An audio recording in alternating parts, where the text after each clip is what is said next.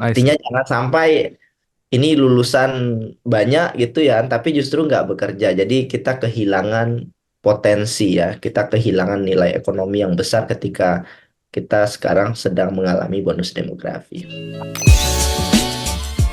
Hai sahabat TCID, kalian sedang mendengarkan podcast Suara Akademia. Ngobrol seru isu terkini bareng akademisi. Masuk tahun 2024, resolusi anak muda udah mulai banyak nih. Ada yang pengen cepat lulus kuliah, ada yang pengen segera mendapatkan pasangan, ada yang ingin mendapatkan pekerjaan. Tapi di akhir minggu kemarin itu banyak banget diskursus dan juga topik diskusi di platform Twitter atau X ya. Banyak yang mengeluhkan sulit mendapatkan pekerjaan, lalu juga ada pembahasan mengenai dalam tanda petik CV sampah dan sampai hari ini di Twitter ada yang menyebutkan angka pengangguran gitu. Dan nge-refer diskusi itu, pengangguran usia muda memang dikatakan menurun dibandingkan tahun 2022 gitu kalau ngelihat data 2023. Tapi kan ini masih jadi permasalahan ya, ditambah ada eh, winter tech gitu, layoff startup juga lumayan banyak dan angka pengangguran masih jadi bikin deg-degan. So, di episode Suara Akademia kali ini kita bakal ngobrolin soal pengangguran usia muda yang masih banyak banget. Kira-kira ini permasalahannya apa? Apakah strukturalkah atau memang cuma perkara skill mismatch aja kah? Dan kita bakal ngobrol sama Mas Media Wahyudi Askar. Beliau adalah dosen dari Universitas Gadjah Mada Yogyakarta. Halo, Mas Media, apa kabar, Mas? Halo Mas Syarif, kabar sehat? Oke, nice to know it. Kita langsung coba ngobrol aja kali ya, Mas Media gitu. Ketika ngelihat situasi sekarang, anak muda yang lulus tuh deg-degan gitu, karena jumlah pengangguran banyak. Iya. Lowongannya sih emang nggak dikit, tapi susah katanya kayak gitu ya, Mas. Dan jumlah pengangguran eh, masih lumayan tinggi gitu, masih di rasio 6-8%. Nah, Mas Media ngelihat situasi sekarang gimana nih, Mas? Iya, saya dulu juga pernah berada di posisi, tapi saya menarik, eh, saya ingin mengutip tadi Mas ya, CV Hmm. sampah ya. Nah, Dan kayaknya saya dulu juga merasakan hal yang sama ya. 2011 ya, saya juga hmm. pejuang CV, tapi memang saat itu ya secara emosional waktu baru lulus masih semangat ya. Ya, Itu CV saya juga nggak sampah-sampah banget sebetulnya karena nah, IPK saya tertinggi. Waktu itu sempat dapat nominasi mahasiswa berprestasi di departemen, hmm. tapi ya itu Susah juga ya. pelak banyak kerjaan. Jadi apply sampai 20-an kalau nggak salah Hmm. ya. Dan jadi meskipun IPK udah tinggi, itu juga nggak menjamin. Saya Ya. juga ikut magang segala macam. Jadi memang berat ya kondisinya hari ini. Tapi kalau kita lihat beberapa tahun terakhir memang ada faktor eksternal dan internal ya Mas yang Hmm. terjadi. Jadi pertama memang perlambatan ekonomi global pasca COVID itu mau nggak mau memang memukul sektor swasta sehingga banyak pekerjaan yang hilang ya atau berkurang gitu. Jadi Hmm. banyak yang di layoff. Itu secara eksternal ya, tapi mungkin kita lihat ke Indonesia aja sih kayaknya yang paling signifikan ya. Hmm. Yang pertama itu pertumbuhan ekonomi mau nggak mau itu dipengaruhi oleh ketidakstabilan politik juga. Jadi I see. 2024 banyak investor yang nahan ya, Betul. kemudian wait and see sehingga mereka nggak mau expand untuk bisnis mereka, sehingga relatif menahan ya untuk melakukan ekspansi bisnis dan merekrut pekerja baru. Hmm. Yang kedua, menurut saya juga yang paling signifikan sekarang itu adalah ketidakseimbangan demografi. Oke.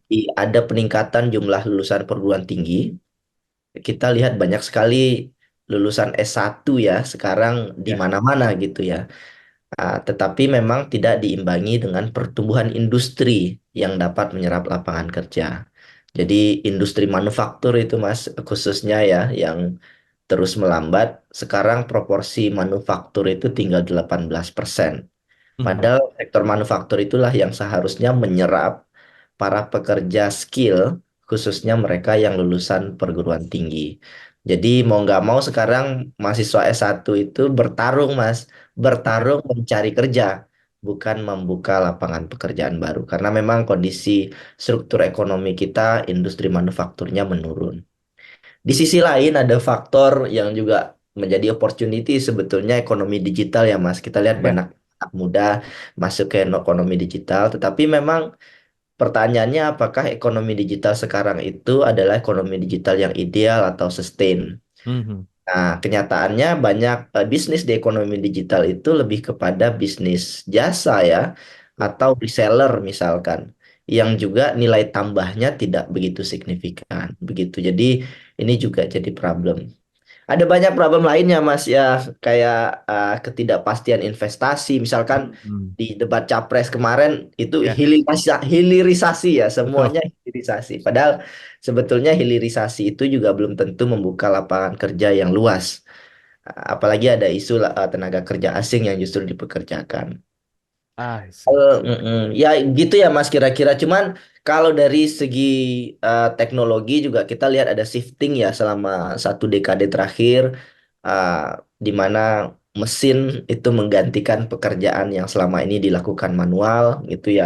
Itu otomatis juga berdampak signifikan sehingga banyak pengangguran. Kalau kita lihat pengangguran sekarang kebanyakan di desa juga ya Mas, itu yang Ya, meningkat pengangguran di desa.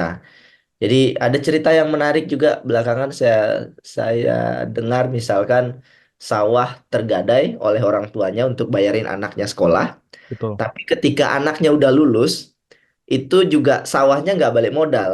Anaknya juga nggak bisa ngasih uang ke orang tuanya karena nggak ada kerjaan. Jadi sawah yang produktif tadi udah hilang, anaknya juga nggak kerja dan anak juga nggak mau ke sawah gitu ya. Jadi ini problem yang nggak mudah untuk diatasi ya. Begitu ya Ah, Mas kira-kira. Mungkin Mas Mas Syarif juga punya pandangan sendiri nih. Jadi enggak, justru inputs malah gini ini. sih Mas Media kalau ngelihat situasi sekarang gitu. Hmm, Problemnya banyak, belum lagi jumlah demografi yang jadi lumayan tricky ya karena ya, milenial dan jadi Gen Z tuh bisa dibilang landscape-nya jadi yang tebel-tebelnya nih sekarang bonus demografi yang di benar benar apa ya banget. yang digadang-gadang 2045 jadi Indonesia emas justru malah bisa bikin nggak emas-emas banget. Packagingnya mungkin emas karena pada produktif, tapi dalamnya enggak. Mungkin gitu kali ya. Iya, packagingnya oke ya. Ketika kita interview kerjaan, saya lihat mahasiswa itu interview kerjaan kan oke ya, Mas. Hmm, Maksudnya tampilan oke, narasi juga oke gitu. Tapi pada pada kenyataannya juga dari segi skill itu banyak yang memang mismatch dan tidak dibutuhkan oleh perusahaan atau perusahaan ekspektasinya lebih gitu ya, sehingga memang mereka nggak bisa memenuhi ekspektasi yang besar dari perusahaan itu gitu ya. Jadi ya begitulah tantangan hari ini. Padahal sebetulnya kalau kita ingin menuju Indonesia Emas 2045, seenggak-enggaknya pertumbuhan kita dari 6% dan 7% ya. hmm, Dan itu syaratnya adalah ekonomi kita ditopang oleh ekonomi produktif yang itu sebetulnya harusnya ya digerakkan oleh anak muda. I Artinya see. jangan sampai ini lulusan banyak gitu ya, tapi justru nggak bekerja. Jadi kita kehilangan potensi ya, kita kehilangan nilai ekonomi yang besar ketika kita sekarang sedang mengalami bonus demografi. Oke. Situasinya lumayan tricky kalau ngelihat data BPS di Agustus 2023 nih, Mas Media gitu, Ya, bahwa ya, jumlah pengangguran di Indonesia kan sekarang ada di 7,86 juta orang gitu. Dua kali lipatin penduduk DIY lah kurang lebih lah ya kayak gitu. Jadi kayak semua penduduk DIY dikumpulin gitu dikali dua, nah itu jumlah pengangguran Indonesia tuh sekarang. Em, Tadi Mas juga sempat nge-mention soal skill mismatch. Apakah memang sebenarnya itu menjadi faktor terkuat atau ada permasalahan lain nih Mas dari kualitas apa ya tenaga kerja di Indonesia gitu? Bukan cuma soal skill mismatch aja nih, tapi justru malah ada faktor-faktor lain yang ngebuat nggak bisa keserap nih tenaga kerja yang ada gitu. ya. Oke, pertama soal data tadi ya Mas. Saya itu menarik juga soal data karena saya sering ngobrol sama teman-teman akademisi yang lain dan juga BPS ya. Hmm, Menurut saya data BPS sekarang terkait pengangguran itu malah misleading. Pengangguran di Indonesia itu lebih besar dari itu. oke. Jadi sekarang misalkan eh, pengangguran yang tidak dibayar, pekerja tidak dibayar. Jadi misalkan nih saya lulus S1, Hmm, saya bantu orang tua, saya nggak dibayar. Itu saya nggak dianggap pengangguran Mas di data BPS. oke. Jadi itu anehnya ya. Jadi pengangguran kadang seakan-akan menurun padahal sebetulnya pengangguran dalam beberapa tahun terakhir itu meningkat sangat-sangat signifikan. Jadi angkanya lebih besar dari itu. Kalau kita lihat agregat di ASEAN, kita salah satu yang tertinggi ya. Bahkan menurut saya sebetulnya terbesar di ASEAN. Kalau datanya sekarang di bawah Brunei, tapi Brunei ya berbeda sekali ya. Hmm, Kualitas apa bentuk penganggurannya berbeda. Pengangguran di Brunei masih bisa ditopang oleh pemerintah gitu. Jadi ini persoalan yang nggak mudah. Tapi sebelum ke mismatch, ada memang salah satu teori atau hipotesis sederhana saya ya yang terjadi sekarang itu kayak semacam shifting pekerjaan ya Mas. I Di see. mana eh, gig ekonomi itu sebetulnya cukup mampu menyerap tenaga kerja, khususnya tenaga kerja eh, di lulusan-lulusan SMA. Hmm, Jadi trennya beberapa tahun terakhir tenaga kerja lulusan SMA itu justru relatif stagnan atau sedikit membaik, di mana mereka bisa masuk ke gig ekonomi. hmm, Lulusan SMA itu nggak milih-milih mas untuk kerja, yang penting kerja ya, gitu. Nah, betul. nah sekarang problemnya itu di lulusan sarjana. Jadi kalau dilihat tingkat pengangguran itu lulusan sarjana itu malah meningkat. Jadi Hmm, artinya makin lama lulusan sarjana itu makin banyak yang menganggur. Persoalannya pertama mungkin mismatch tadi. hmm, Yang kedua adalah tidak bisa diserap oleh lapangan kerja saat ini. Sehingga akhirnya yang terjadi, mereka melakukan, ada dua opsi mas sebetulnya untuk hmm, sarjana ya. Pertama, yang masih bisa bertahan, duit orang tua gitu-gitu ya, masih bisa ya, nongkrong di kafe-kafe. betul. Ya, masih aman lah, meskipun nganggur, bisa tetap happy gitu ya. Tapi itu paling bertahan 2 3 4 tahun gitu ya, nganggur. Tapi opsi kedua adalah tetap bekerja, tetapi menurunkan level pekerjaannya atau kualitas pekerjaannya. Ya. Akhirnya lulusan S1 itu bekerja untuk pekerjaan yang seharusnya diperuntukkan untuk teman-teman yang lulusan SMA atau SMK gitu ya. Nah, itu kondisi hari ini. Sehingga memang mayoritas pengangguran kita di usia 20-an tahun dan tamatan pendidikan memang sebagian besar SMA, tetapi yang lulusan perguruan tinggi itu growing tingkat Hmm, penganggurannya. Jadi kalau ditanya apakah mismatch adalah salah satu faktor, memang itu adanya ya. Ada banyak riset yang menyebutkan bahwa mismatch itu menjadi salah satu alasan banyak yang tidak terserap. Misalkan jurusan-jurusan sains di Indonesia ya. itu banyak yang menganggur karena industri kita nggak berkembang begitu ya, atau banyak ya mahasiswa lulus S1 kemudian bekerja bukan sesuai bidangnya gitu Ya. ya. Sehingga kita melihat sekarang eh, perusahaan-perusahaan itu buka S1 apapun jurusannya itu semata karena untuk memperlebar pilihan ya bagi Betul. bagi mereka gitu. Jadi memang ini nggak mudah. Di satu sisi juga kadang karena saya dosen ya, kadang mahasiswa itu SMS biasanya itu rutin ya, setiap Hmm, kali setelah wisuda, Mas kalau ada lowongan kerjaan boleh saya di-share gitu ya. Eh, saya happy gitu, cuman kadang-kadang itu juga nggak mudah ya. Di satu sisi itu juga, wah jangan-jangan ini karena salah satu mungkin peran saya yang nggak maksimal ya sebagai hmm, dosen gitu misalkan, itu juga kondisi-kondisi yang kita hadapi hari ini. Kalau dari perspektif supply ya, kualitas dosen, misalkan kualitas kampus kita, banyak juga Mas problemnya. Jadi misalkan banyak kampus yang nggak mampu menyediakan pelatihan soft skill, eh, ya. ya dan kemudian sebagian besar dosen juga sudah berumur, sehingga mereka nggak bisa mengikuti perkembangan terkini kebutuhan lapangan kerja gitu ya, sehingga yang diajarkan di kampus itu tidak benar-benar bisa digunakan ketika nanti mereka bekerja gitu. Hmm, Kalau faktor struktural juga macam-macam ya Mas. Jadi mulai dari kalau mau usaha sekarang dapat kredit juga nggak mudah gitu ya. betul. Belum lagi pelatihan-pelatihan kerja yang dilakukan oleh pemerintah itu juga banyak yang ngawur ya. Meskipun banyak yang baik juga. Jadi misalkan kalau di kampung-kampung itu ada balai tenaga kerja ya Mas, balai lapangan kerja, BLK gitu. Misalkan daerah sana justru kebutuhannya adalah misalkan bengkel gitu ya. Hmm, hmm, Tapi bapak-bapak di sana disuruh pelatihan menjahit gitu karena adanya cuma mesin jahit. Jadi itu horor sekali ya menurut saya, itu banyak nggak masuk akal, tapi itu faktanya terjadi gitu ya. Jadi banyak program-program pelatihan kerja yang juga nggak efektif.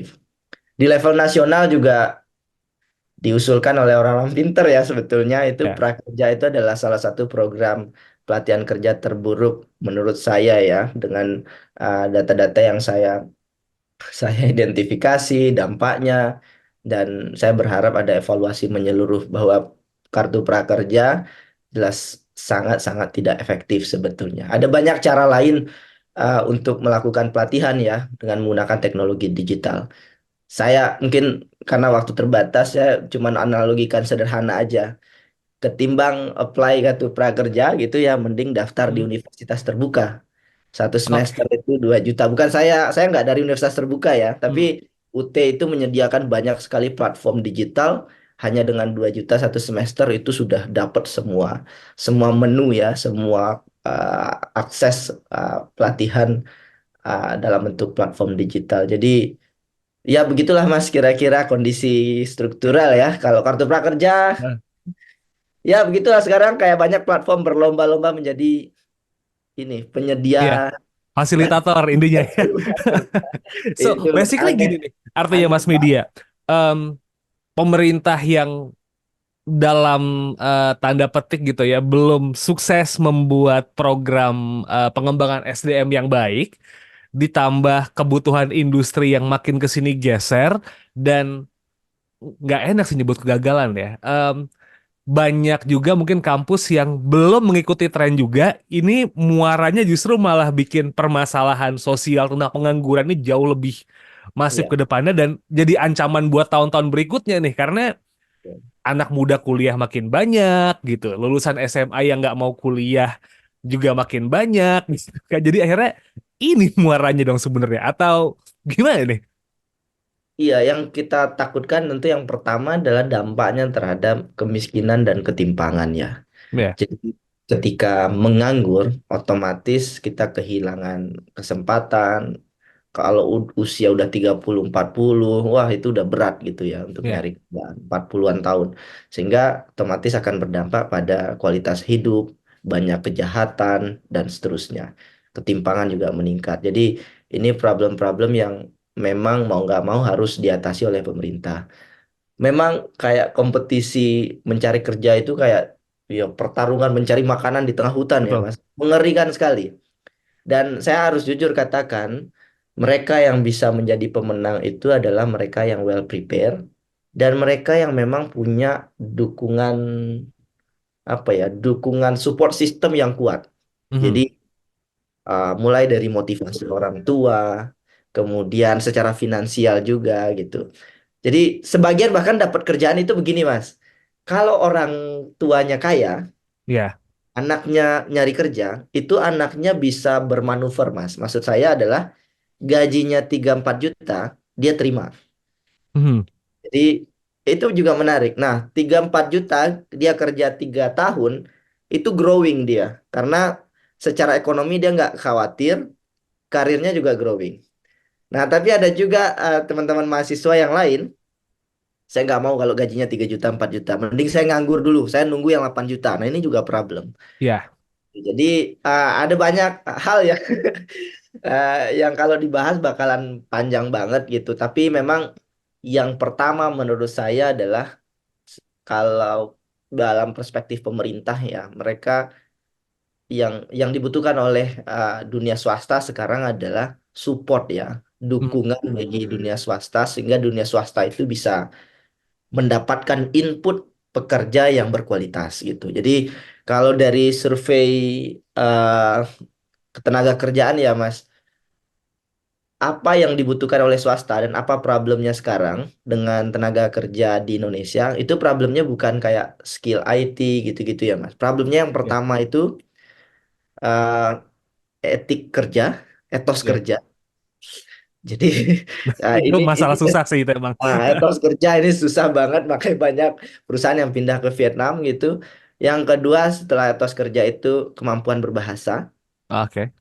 berbahasa Inggris khususnya. Dan yang ketiga itu managerial dan leadership skills. Mhm. Dan hampir dari ketiga ini kadang dan memang kenyataannya tidak bisa didukung oleh institusi pendidikan khususnya universitas sekarang gitu. Jadi etika kerja ya sekarang mahasiswa kadang dikasih tugas dikit aja udah mental gitu. Nah, Ya, saya juga kadang khawatir ngasih tugas terlalu banyak nanti mental health-nya kena gitu. Itu juga hmm, problem. Kalau bahasa Inggris juga nggak semua orang bisa bayar les gitu. betul. Terus kemudian yang ketiga leadership, ya leadership itu eh, kadang nggak banyak ya mahasiswa yang bisa dilatih leadershipnya di kampus-kampus begitu ya Mas. Ya, persiapan SDM, tadi juga menyebutkan etika kerja, etos kerja, kemampuan berbahasa. Mungkin bukan cuma bahasa asing kali ya Mas Media ya, tapi lebih ke gimana caranya ngobrol sama rekan setara, rekan yang Oh di iya bawah, benar rekan benar yang di banget. atas gitu ya. Jangankan rekan setara, kadang ngobrol sama dosen aja, ngemail dosen aja itu kadang pakai pakai Anda sekarang. Oh, oke. Pakai Anda, kamu gitu. Jadi ya nggak terbiasa. Jadi kayak nggak tahu ya cara berkomunikasi dengan Ya. baik. Dan padahal ini kadang memang dibutuhkan di dunia kerja gitu. Jadi Mhm. ya begitulah. Mm-mm. Oke. Permasalahannya bisa dilihat sekarang lumayan bikin deg-degan di tengah situasi politik yang nggak jelas nih, ya pemilu sampai kapan, bahkan sampai pelantikan kayaknya bikin deg-degan semua gitu. Orang yang bikin bisnis tuh semua masih mau ngeliat nih. Cuman preparation tetap harus jalan, Mas, karena Ya. let's see the future gitu. Kita anggap aja we gonna pass the tunnel dan mikirin solusinya gitu kan. Pertanyaan saya berikutnya adalah peran apa yang bisa diambil sama lembaga pendidikan sama pemerintahan nih Mas untuk menyelesaikan masalah ini karena kan em, SDM yang ada gitu ya mahasiswa atau siswa kan memang harus disiapkan oleh lembaga pendidikan di luar mereka memang juga harus mencari skill-skill sendiri yang memang mereka pengen tekuni gitu at least lembaga pendidikan sama pemerintah gitu mereka kudu nyiapin apa ya Mas ya karena ngomongin sorry education mismatch sama jurusan udah agak susah nih. Sekarang lulusan peternakan atau pertanian yang di bank banyak. Saya yang bukan lulusan komunikasi kerja di industri media banyak gitu. Banyak, Mungkin kita iya. ngelihat soal anu ya, Ya, em, langkah-langkah yang harus ditempuh sekarang buat menyelesaikan masalah yang ada saat ini gitu. Daripada kita blaming about the problems and moaning gitu. ya. Wah, ini pertanyaannya susah ya Mas dijawab. Meskipun solusinya bisa banyak banget, tapi Heeh, mungkin kalau bisa dipilih prioritas ya, yang pertama kalau untuk lembaga pendidikan, memang butuh maksudnya revisit ya dari materi-materi yang diajarkan di kampus. oke. Jadi materi-materi yang lebih berkualitas, impactful, uh, dan mungkin sebagian bisa berbasis soft skill, analytical thinking gitu ya. Itu yang menurut saya perlu didorong. Memang saya lihat selama 1 dekade terakhir ya, saya dulu jadi mahasiswa, sekarang saya jadi dosen. Hmm, Memang ada perbaikan, Mas. Dulu saya di kampus itu masih sistem hafalan gitu bahkan dan ya. sangat tidak efektif. Dan sekarang sudah mulai studi kasus dan project based learning. Ya, ya, saya kira variasi-variasi pembelajaran seperti itu bisa ditingkatkan. Kemudian yang kedua adalah ya kampus harus membuka diri, bekerja sama dengan industri.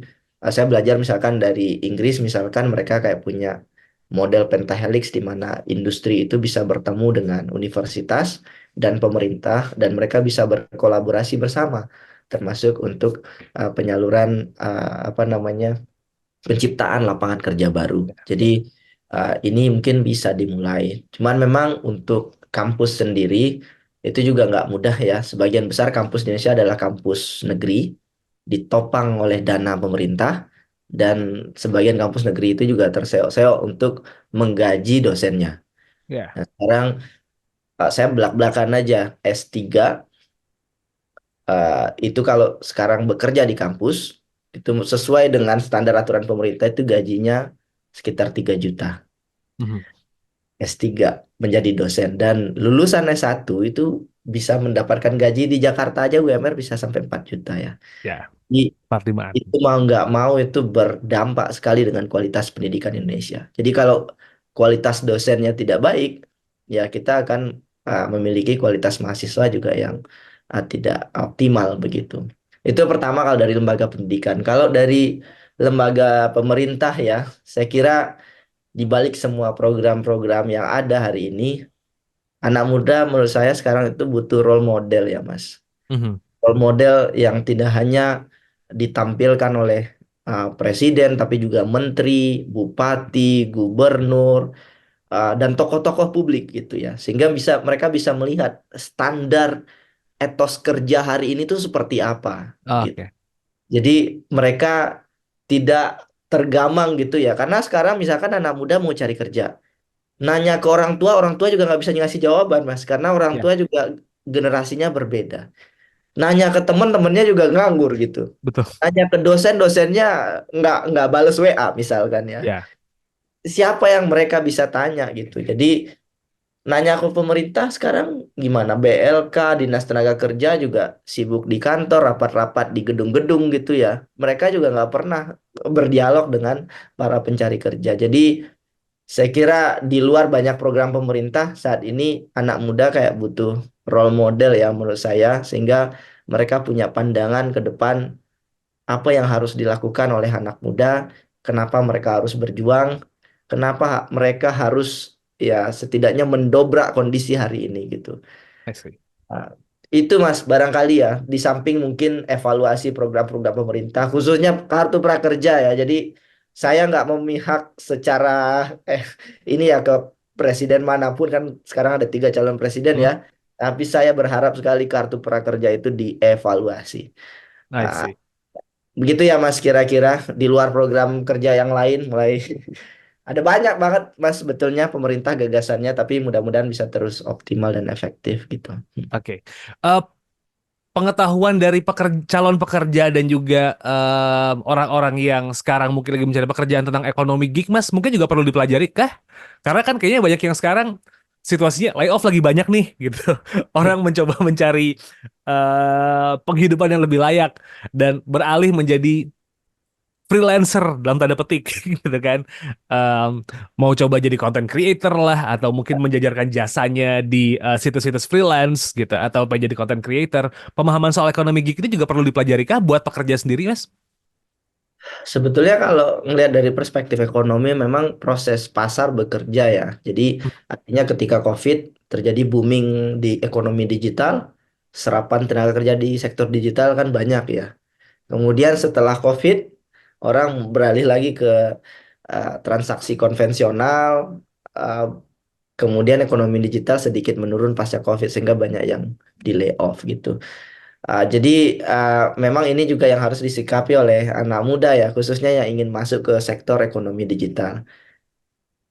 Saran saya atau mungkin juga ini dari tren-tren riset dan arah ekonomi digital ke depan. Ekonomi digital yang berkembang itu adalah ekonomi digital yang betul-betul punya value added dan kemudian terintegrasi dengan bisnis-bisnis konvensional. Jadi Oke. tidak semata menjajakan atau menjual jasa gitu ya, tetapi juga bisa menghasilkan nilai tambah, misalkan untuk UMKM, Mhm. bisa menghasilkan nilai tambah untuk ya sektor swasta khususnya, sehingga terjadi koneksi antara penciptaan lapangan kerja lewat sumber daya yang ada gitu ya, baik itu barang mentah, barang setengah jadi, yang kemudian diamplifikasi dengan penggunaan teknologi. Jadi kalau hanya sekedar jasa gitu ya, problemnya di Indonesia ini ada jutaan orang, Mas. Betul. Satu kali lulus itu plong gitu ya. Hmm. Bayangkan lulusan IT, mohon maaf ya, di daerah Indonesia Timur, daerah Ya. Indonesia Barat gitu ya, bertarung dengan lulusan IT, UGM, ITB, UI gitu ya. Wah, pertarungannya keras sekali. Jadi berat memang gitu. Tapi ya itu tadi harus bisa menghasilkan nilai tambah. Jadi para digital creator gitu di sektor teknologi gitu ya, itu Hmm. nggak harus berbicara soal mungkin kontribusinya di level nasional gitu ya, tapi juga bisa Mhm. melihat peluang-peluang bisnis di daerah misalnya. Yang itu sebetulnya juga bisa memberikan dampak positif bagi pertumbuhan UMKM di daerah misalnya. Jadi Oke. begitu Mas, kira-kira ya Indonesia pasarnya besar sekali, kita negara yang hebat dan ya saya mudah-mudahan berharap ya bisa terus berkembang. Terus Negaranya besar, jumlah penduduknya besar, permasalahannya pasti banyak ya dibandingkan dengan negara belajar ya. yang skopnya belum sebesar Indonesia gitu. Atau mungkin luas daerahnya tidak sebesar Indonesia ya Mas ya? Ya betul. Oke. Well, permasalahan pengangguran kayak dari tahun dulu 2 dekade yang lalu, 1 dekade yang lalu, bahkan tahun ini selalu akan jadi permasalahan dan ya alangkah lebih baiknya kalau ada prinsip no one left behind gitu dan dipersiapkan. Cuman let's see about the future. Paling enggak kita berharap angka ini bisa ditekan gitu ya. Ada peluang lapangan pekerjaan yang baru dan mempersiapkan SDM jadi lebih baik lagi. Kurang lebih gitu kali ya Mas Media ya. Dan harus optimis ya, anak muda, pokoknya jangan pesimis. Kita bisa Oke. kok. Bisa keluar dari masalah ini. Perkara setahun, 2 tahun, atau sebulan, seminggu, we'll see. At least kerja usaha terus ya Mas ya. Yang penting bangun pagi ya, bangun pagi. Meskipun Hmm. nganggur sekarang tetap bangun pagi, duduk depan laptop, kalau ada laptop, pokoknya keluar gitu ya. Ya, Jangan banyak melamun dan mungkin berpikir hal-hal negatif ya. gitu. Cari peluangnya. Pasti ada Gas, jalan. gas. Kalau kata Gas salah terus. satu startup. Ya. Oke, kalau gitu Mas Media Wahyudi Askar, thank you so much buat ngobrol-ngobrolnya kali ini Mas ya. Dan kalau misalnya Sobat Isi ID emang pengen ngedengerin Suara Akademia yang lain, just check di Spotify Suara Akademia, check us on YouTube too, The Conversation Indonesia, atau follow sosial media kami di @conversationidn. Kami berdua pamit, Sobat Isi ID, I'll see you next episode. Wassalamualaikum. Hai sahabat TCID, kalian sedang mendengarkan podcast Suara Akademia. Ngobrol seru isu terkini bareng akademisi.